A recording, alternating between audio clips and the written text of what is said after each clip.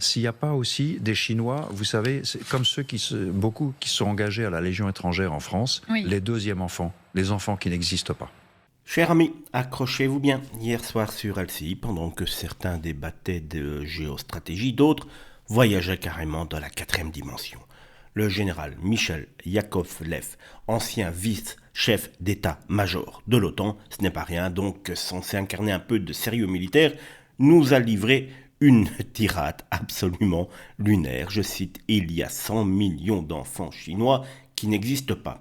Alors, déjà, on est content de l'apprendre. Merci Michel.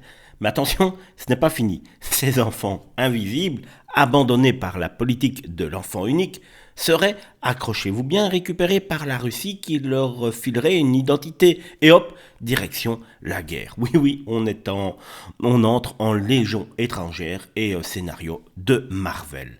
Donc selon notre général, la guerre en Ukraine serait peuplée de combattants fantômes nés d'un oubli administratif chinois et ressuscité par Poutine pour sauver le Donbass. Mais à ce stade, ce n'est plus une interview, c'est un pitch de série Netflix mal écrite ou mal traduite dans une langue étrangère, les enfants perdus de l'Est. Et on se demande surtout qui valide ce genre de discours.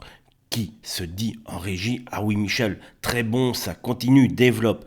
Bref, si l'OTAN forme ses stratèges avec que des PowerPoint sur les enfants invisibles, on n'est pas sorti de l'auberge et encore moins entré dans une caserne. Véritablement, on touche le fond sur les studios et les plateaux de télévision françaises.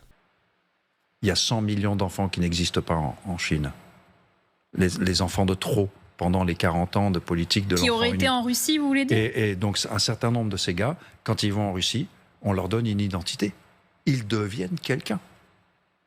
C'est une motivation pour un certain nombre de Chinois à la Légion étrangère. Des enfants qui n'existent pas.